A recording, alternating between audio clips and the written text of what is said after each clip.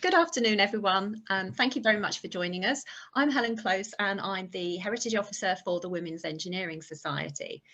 This year's Heritage Open Days Festival theme is Astounding Inventions. So we've taken the opportunity this year to tell the story of 10 women inventors and innovators in the space of 10 days. Some of the sessions have fallen by the wayside due to national events, and we are hoping to reschedule those in the coming weeks. But I'm pleased to say that Gail Hewlett is able to join us today to tell us about the life and times of Hilda Hewlett, her grandmother-in-law. Is that That's right? Yeah. Is the right affiliation there? Yeah. The talk will last approximately 30 minutes and there will be an opportunity to ask questions at the end. I'd like to hand you over to Gail now, but I have got to just quickly share Gail's slides through my computer. So, okay, so can everybody see? Gail, can you see your slides? I can. Yes. That's great. Brilliant stuff. So I will. Okay. That's great. Right. And then you tell me when you want me to. Right. We'll stay on that one first off. So, my husband's grandmother grew up in Victorian London and died in New Zealand in 1943. In her lifetime, Hilda Hewlett played a very small part, but an extraordinary one nonetheless, in one of the major technological advances of the 20th century, aviation. Hilda, forever Billy to her siblings, was the second eldest in a family of 6 girls, 1 boy. A tomboy, naturally daring and ready for fun, she was also the most rebellious member of her family. Could we have slide 2, please? Born to the much-loved Reverend George Herbert, the first incumbent of St. Peter's Church in the new parish of Vauxhall, and his wife Louisa, Hilda had little affection for her mother, a woman of great energy, as was her dauntless daughter, whose watchwords were duty and respect, and who believed a woman's place was in the home. She was also, according to Hilda, a snob. Out of all of what was a highly spirited family, Hilda was one who clashed most frequently with her mother. On discovering her mother's meddling in the hope of putting an end to Hilda's engagement to the far from wealthy Maurice Hewlett, a lawyer specializing in antiquarian law, Hilda issued an ultimatum. She would telegraph Maurice that very day with instructions to get a special license so that they might marry at once. They would then live in a workman's hut and she would go out to work as a nurse. Maurice and his Williams, Maurice's affectionate version of her family nickname Billy, were married in her father's church the following January, 1888. Hilda's threat to go out to work as a nurse had not been an empty one. Aged 20, she had spent a year nursing in a hospital for officers in Berlin. She had been bored and disruptive at home, and a stint on her own in a foreign country doing something useful seemed to Mrs. Herbert the ideal solution for bringing her trying daughter to heel. The work had been physically tough for one so tiny, but when she returned home after a year away, Hilda was fluent in German and secure in the knowledge that, through hard work and determination, she could do whatever she set her mind to do. Slide 3, please. In fact, it was the day of her return from Germany that Maurice Hewlett met Hilda for the first time and was immediately smitten by the petite young woman who was once described by a friend as being like a friendly terrier, quick and ready for fun. Maurice also detected a fellow spirit in that she was keen to learn and to find a cause or subject to devote herself to. In turn, she warmed to Maurice when he joined in the silliness and pranks instigated by her brother George, and was deeply impressed when at a ball given by Maurice's uncle, Sir James Knowles, Maurice hid the cigarettes of a fellow guest under a chair, the fellow guest being the Prince of Wales. Maurice and Hilda began married life poor, at least by the standard of living that Hilda had been used to. Her grandfather Herbert, a successful builder and developer, had left his family very well off. But lack of funds allowed her to use all the ingenuity and artistic talents, of which she had many, to decorate their flat. Domestic matters bored her most dreadfully, but so long as she had some craft work to hand, painting, needlework, woodwork, copperwork. She was content. Morris's ambition lay not in the legal profession, but in literature, and he most wished to be a poet, something his Williams encouraged, even though it was not really her kind of thing. Steeped in the classics and the Italian Renaissance, Morris, against all expectations, and after 10 years of their marriage, found himself a fated author of a bestseller, an historical romance called The Forest Lovers. It was the start of his literary career, and with his continuing success as a writer, the Hewletts were able to afford to buy the house of his publisher, Sir Frederick Macmillan. For Hilda, this house had two wonders: a large space for her workroom where no one was allowed to tidy, and a garage. As an early and enthusiastic cyclist, Hilda had quickly shown her mechanical bent. Now able to afford a motor car as well as a chauffeur, she became the sort of serious motorist who learned how an engine worked and could diagnose, if not always cure, a problem. Next slide, please. Twice, Hilda took part in motor trials, acting chiefly as mechanic to a Miss Hind in a Singer tricar, a sort of motorcycle with two rear wheels, with a scoop-like section over the single front wheel. There, Hilda, wearing a very large hat with a veil, goggles, and a leather coat, sat with the cover up to her waist, taking the full force of the wind and dirt and dust. After the 6 days from Land's End to John O'Groats, she wrote, "From my experience on that occasion, I never wanted to see a chain again, and the vile roads were enough to try our endurance and tempers." There was regular and easy commerce between French and English circles in the evolving motoring world, which is where at some point Hilda came into contact with Gustave Blondeau, a draftsman for a car engine firm. Hilda's ability to speak French, she and her sisters had been tutored at home by French governesses, and their mutual interest in the infant world of heavier-than-air craft found Gustave and Hilda travelling together to Britain's first international flying meeting in 1909. According to Hilda, Morris had said he did not mind who she took, as long as he did not have to think of her sitting alone in a ditch while he was comfortably in bed. This was in response to her planning to drive her little motor, nicknamed the Coffin, it so frequently died, to the meeting in Blackpool.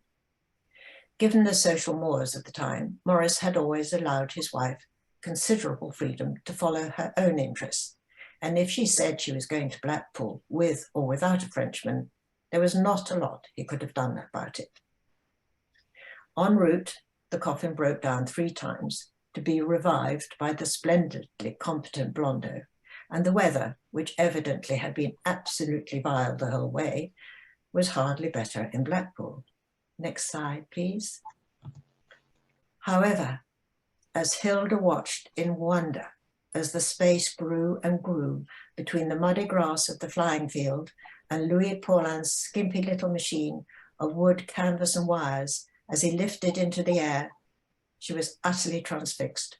She wrote, "I wanted to cry or laugh, but I could not move or think. I could only look with all my other faculties dead and useless. Something inside me felt it must burst." That was the moment Hilda's life was to change dramatically, although she could never have foreseen by how much. Her immediate and overwhelming desire was to own and fly the same machine they had seen, a Henry Farman biplane. She could think of nothing else.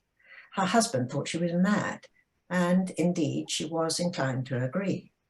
But the longing would not go away. Only when her good friend Mary Barry, J.M. Barry's wife, said that her unreasonable longing was there for some good, or else it was hysteria, the best thing was to prove it one way or another, that Hilda decided she had better do just that.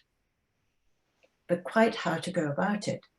There were no flying schools in Britain, and her idea of applying to study aeronautics in France was immediately dismissed when she learned she would need to pass an exam in advanced mathematics. She also learned that in order to learn to fly at the Henry Farman Flying School in France, it was necessary to buy a Farman aircraft. She contacted Blondeau, whom she knew to be acquainted with Farman. Did Gustave want to join her in making a start in aviation? Blondeau had no money, so it was up to Hilda to find it. Her nice family solicitor thought she wanted to elope when she asked his help in raising £1,000. However, when she told him she wanted to learn to fly, he was dumbfounded. Why on earth would a woman with a good husband, 2 children, 2 houses, one in town and one in Wiltshire, and 2 cars, want a heavier-than aircraft? Eventually, he arranged for the sale of some of her property and found £800. So, in January 1910, the 46-year-old Mrs. Maurice Hewlett left her comfortable home and her name in London, and, as Mrs. Grace Bird, went to France. This rather delightful and optimistic pseudonym was to spare both herself and Maurice unwanted interest or publicity. Next slide, please. Nothing in the way of tedium or physical hardships she had so far experienced prepared her for what she was to endure for the next 5 months, as she and Blondeau waited for their aeroplane to be made and for Blondeau to pass as a pilot. Because of the rule that only 1 pupil per machine got the lessons, they had agreed that it should be him, which on reflection would imply they had plans for the future. The French government, unlike the British government, encouraged their pioneer aviators by allowing a number of flying schools to use part of Camp Montmelon, a military camp, as a flying field. However, looked upon as interlopers by the military, the aviators had to live in a collection of wooden shacks without sanitation surrounding a stinking, festering cesspool. The weather was cold, the winter days were short, food was basic and often not enough. Flying depended on favourable wind and weather conditions, so there was a great deal of waiting around. Many dropped out, not surprisingly, but those that stayed, Hilda thought were a wondrous company.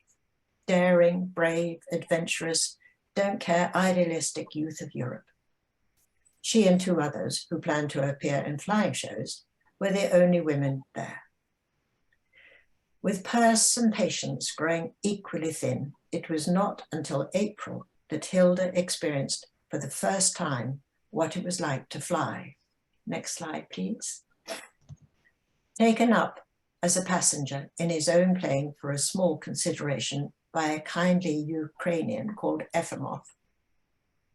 And I think Efimov is seen here linking arms with the dapper-looking Henry Farman. The excited Hilda had climbed on behind him. There was no climbing into a plane, as there was no formal cockpit, nor was there any safety belt. Determined to learn as much as she could, she watched over his shoulder to see how he maneuvered the control stick between his knees and his feet on the rudder bar. So intent was she on watching his every move, she did not notice how high they had risen. When she glanced around, her heart stood still. They were immobile. Nothing was rushing past. It was only when she realized that the engine was roaring away and the wind was singing in the wires that she knew at last what it was to fly. And it was glorious, utterly, utterly glorious. Next slide, please. At last, Blondeau, having passed his brevet and with their machine crated up, the 2 of them were back in England at the beginning of June 1910. But where to go?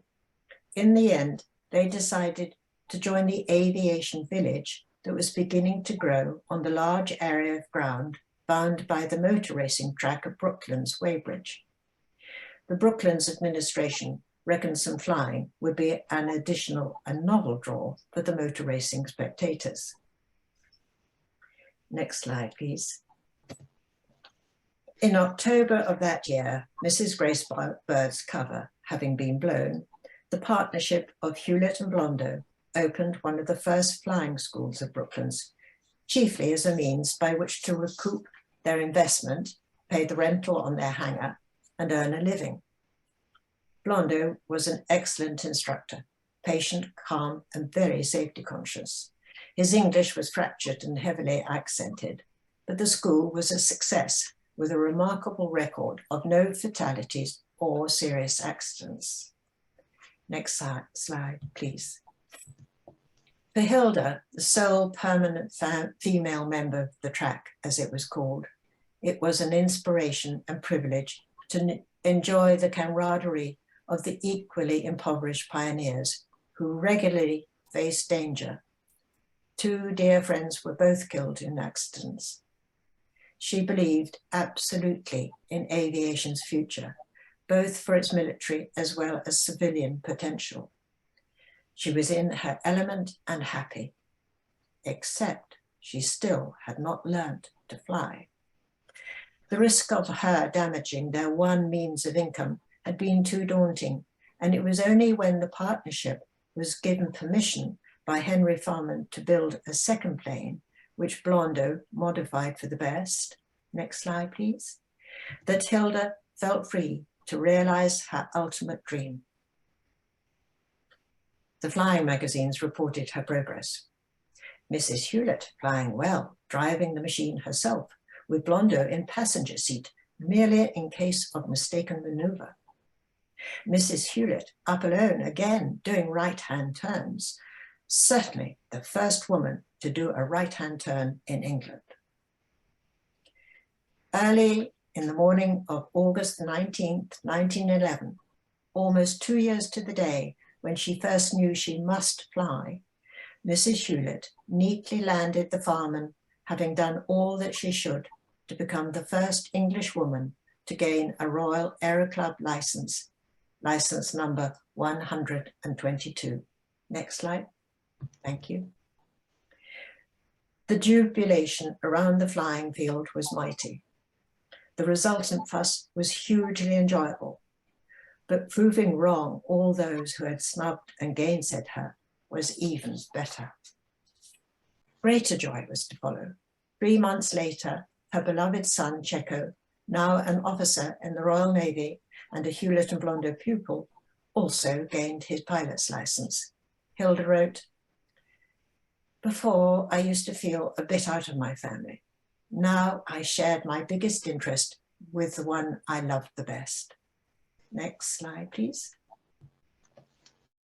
And to crown their mother's achievement, the one she loved the best, along with his sister Pierre, added a new nickname to the Billy of her childhood and the Williams of her marriage and the erstwhile Grace Bird.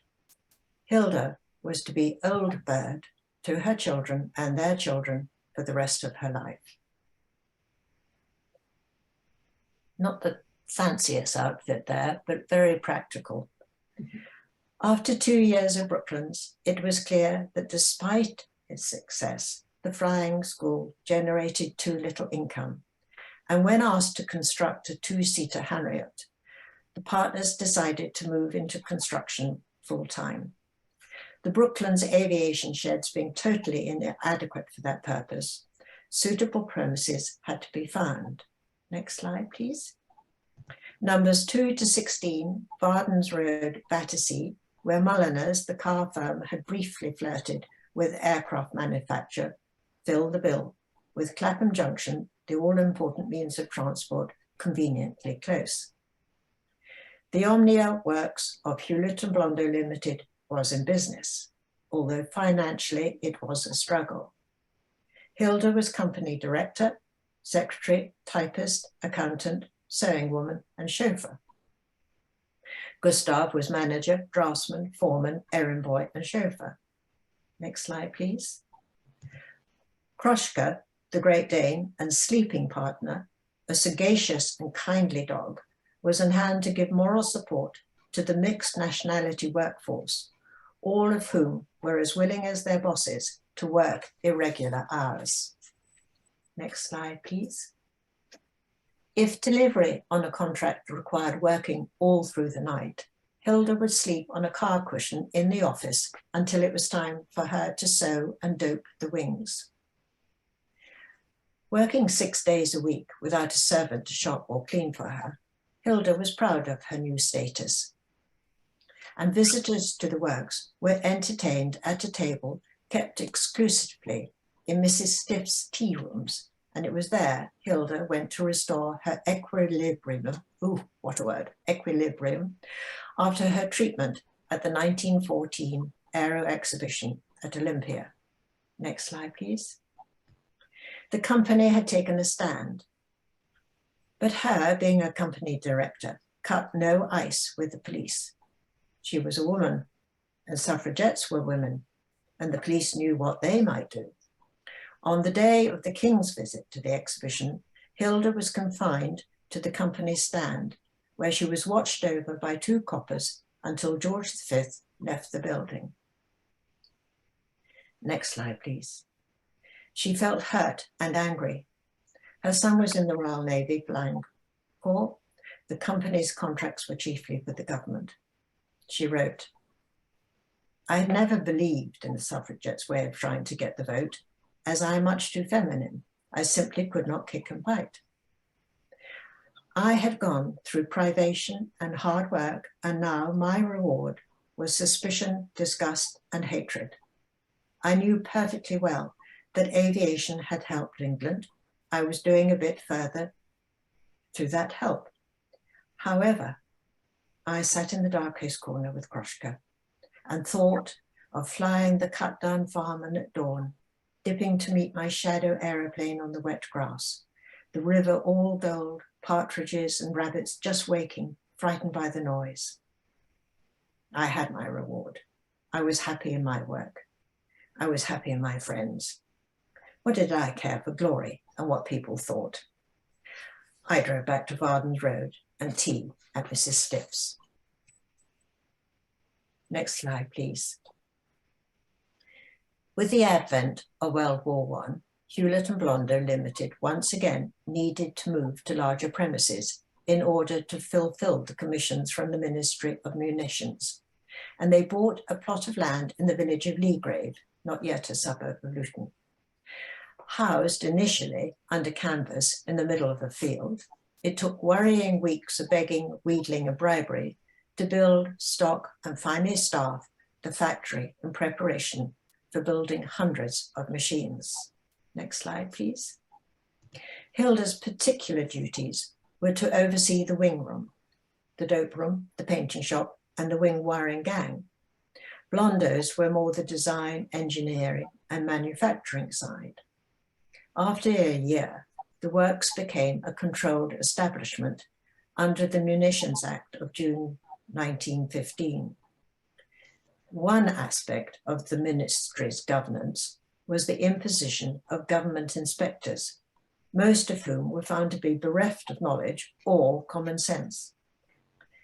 Under the Registration Act of August that same year, 1915, all women between the ages of 16 to 65 years of age were required to register their availability for war work, whatever it might be. By the time conscription was made law in 1916, there were over 250,000 women working in munitions.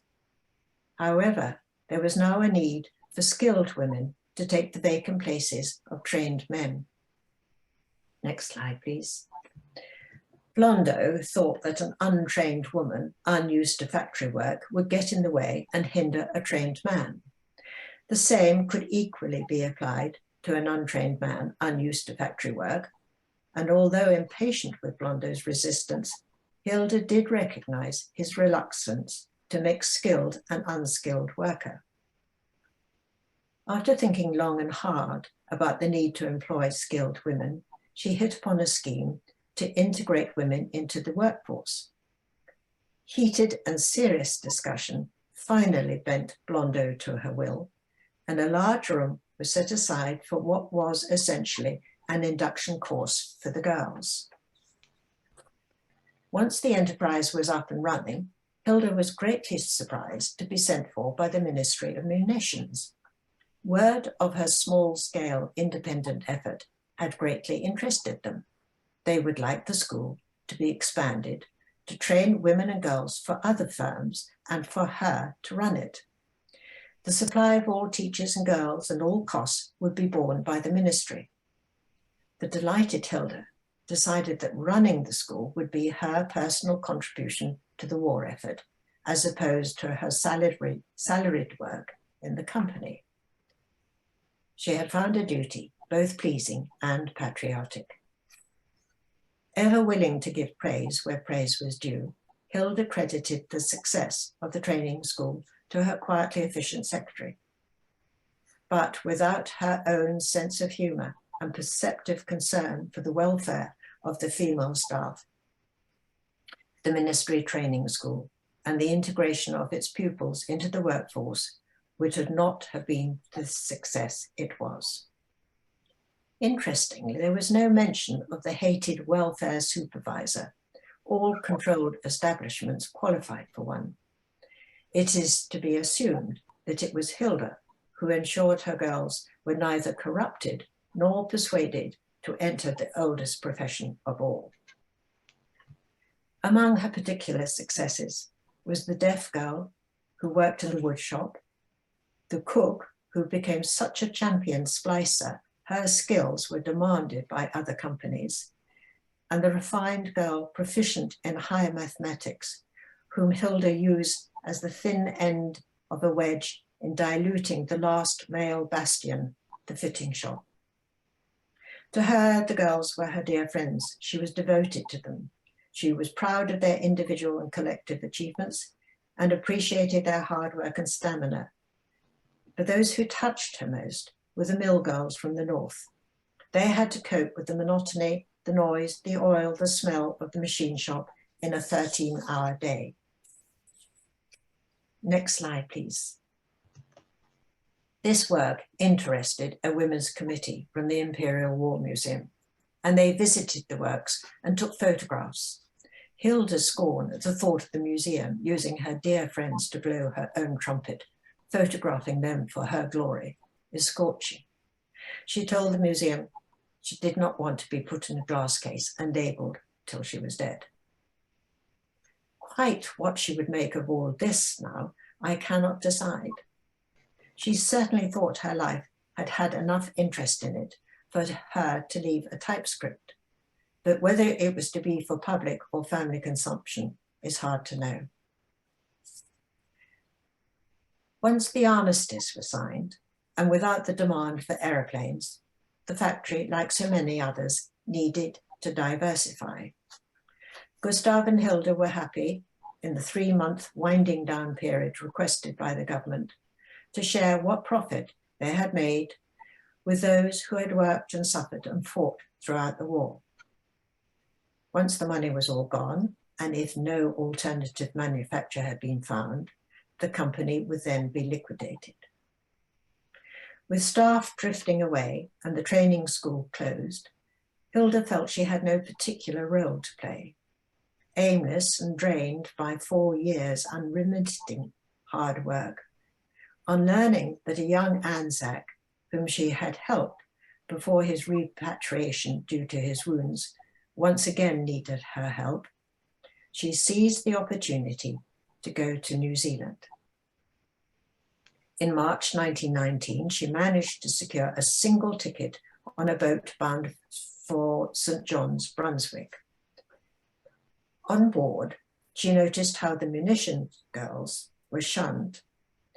Appointed their unofficial leader, she promenaded round the deck with them, joined in their games, and generally managed to tone down their language, behaviour, and raucous songs. Initially snubbed by a Lady X, Hilda took delight in turning down her subsequent invitation to tea and, in her own words, took tea with the munitions crowd, skipped and danced with them, and organised races and sports under Lady X's nose. On arrival in San Francisco, after travelling by train via Montreal and Chicago, Hilda found herself treated like a celebrity Morris had alerted his American agent to her achievements and asked him to look after her. She made the front page of the Sunday edition of the San Francisco Chronicle and was thoroughly made a fuss of before she embarked by cargo boat for New Zealand. First landfall was Wellington, where she was met by reporters, as she was when she moved up to Auckland. There, Hilda visited the Kohimarama Flying School, set up by the brothers Walsh to train pilots for the military. She was amazed and flattered to see a picture of herself flying at Brooklands pinned on the office wall. The brothers evidently had become aviation enthusiasts at the same time as herself and had followed the progress of the early pioneers. She met a former customer who had bought a Caudron biplane made in the Vardens Road Omnia Works, and she enjoyed a thrilling flight over Auckland Harbour in a seaplane piloted by a blushing young pilot. Reflecting on the day, Hilda marvelled that her first efforts had reached so much further than anyone could imagine. Her return home took in an idyllic, if unconventional, stay on Rarotonga, the largest of the Cook Islands, an island she had fallen in love with on the journey out. She arrived back in the UK after 9 months away, happy to see her family, but with a bit of her heart still in the South Seas. In 1921, Hewlett and Blondo Limited went into liquidation. 2 years later, Hilda was at the bedside of her seriously ill husband. Even though they had lived their lives apart for a number of years, the Hewletts had always remained on close and affectionate terms, and Morris had been a generous investor in Hewlett and Blondo when it became a limited company. Influenza developed into pneumonia, and Morris died early in the morning of June the 15th with Hilda at his side. Next slide, please. Eventually, armed with her share of the sale to Electrolux of the works premises 7 years after it had closed, she felt free to quit the 3 C's of Europe: crowds, convention, and civilization. She sailed for Tauranga in the Bay of Plenty in the North Island of New Zealand in 1928. And there she took up deep sea fishing.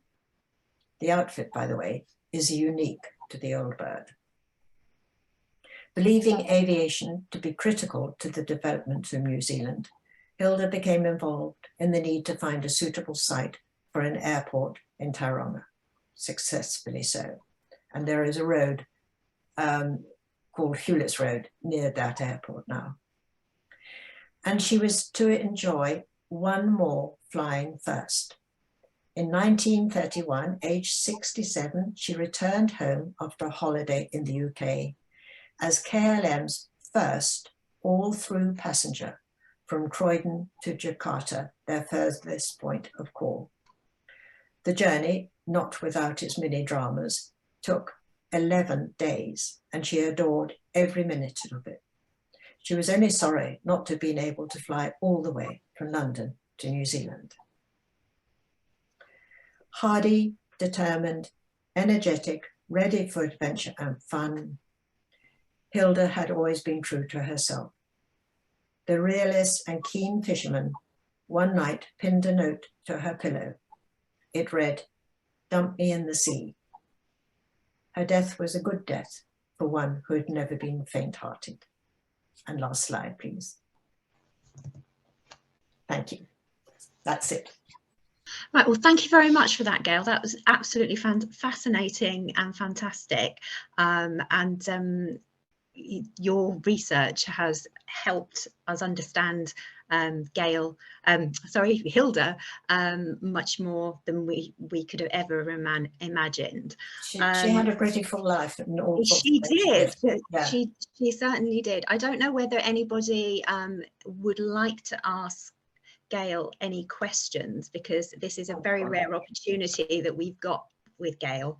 I've just noticed in the comments, Hemant had to leave, but David has said, thank you so much, Gail. What a wonderful talk and inspiring story. Some remarkable pictures too. Really enjoyed it. Many thanks to the Wes for hosting. Well, you're welcome, David. Oh, nice. Thank you. So that's a lovely comment there. I don't know whether anybody else has got any comments. If you want to turn your microphones off, please do, or turn them on so that you can ask any questions. Do you think Gail and Blondo actually had a relationship, or was it just a business partnership? No, it was just a business partnership. Yeah, they always spoke French with each other, always. And I did hear a recording that Blondo had made once, but which was unfortunately destroyed by somebody. But he always talked of her very respectfully, and there was absolutely no way they had anything beyond a business relationship. Yeah. I don't think she was at all interested in it. No, just interested in her aeroplanes. Yes. It could have looked as though she might have done, but I'm absolutely certain she didn't. No. Has anybody got any questions? I think it's been an absolutely fantastic opportunity, and thank you so much for joining us. Thank you for asking me. Thank you. I'd like her story to be known. Yes, definitely. And as we know, it's growing in traction. I don't think we're allowed to discuss what we know about at the moment, but that will become apparent in a couple of weeks' time. And I think it's yes, Carol, you can get hold of the Old Bird book. You can get it through Amazon. Oh, we've got some comments coming in now. So yeah, is the Old Bird book still in print? Yes. Okay. Absolutely fascinating talk. Thank you so much. Thank you, Sarah, for that comment. Absolutely fascinating. Yeah, and it has been, and I'm glad that I've been able to. And I think actually in the audience there we've got Janet O'Byrne, who kindly donated a photograph that I've mentioned to you of the doping girls at Hewlett and Blondo, that we are now trying to do some research on. That photograph will be put in the IET archive, the WEDS archives, which are held at the Institute of Engineering and Technology. And I will share I will send you a picture of I'd love to see it. Yeah. And there is also an autograph book that goes with that. Oh, right. It has signatories of some of the girls that were in the photograph. Oh, gosh. As well. So it might well be that some of them that you've come across. Have you come across somebody called Midget? No. In your there's one of the signatories in the autograph book is Midget, and they don't know, no idea who it is. Ah, that's interesting. No, I think she wrote the transcript that I use as basis. There were lots of mistakes in it, and lots of dates were wrong, and order that things were done, and names not there. So I think she wrote it from memory. Yeah. And so it was not that accurate, and unfortunately, I think quite a lot might have been missed. But I'd love to know who the midget was. Yes, yes. I mean, in the autograph book, there's lots of little poems, and there's some artwork that people have drawn. It looks as if it was signed between 1918 and 1919, and there's a poem, poem at the beginning of it that sort of says, "Oh, here we are all working," and then a year later, it's been added to saying we're all going our different ways. Right. So, right. Gosh, love to see that. Yeah, definitely. We will keep in touch, and obviously there is further stuff down the pipeline. So that's great. Okay, on behalf of the Women's Engineering Society, Gail, I'd like to thank you, and I'd like to thank all of our audience today as well for joining us. Thank you so much. We're nearly at the end of our 10 days and 10 women. I'm due up in Rotherham tomorrow to look at the story of Monica Maurice at the chapel on the bridge. I'm not actually talking, but I am there, and there is a small exhibition there, and a member of Monica's family will be there. So if any of you are in that vicinity, please pop into the chapel. And again, David has said thank you to you Gail. Okay, I'm going to switch the camera off now, and Okay. thank you very much, and have a good weekend, everybody. Thank you very much. All the best. Thank you, and you. Bye-bye. Bye. I don't know how to turn this.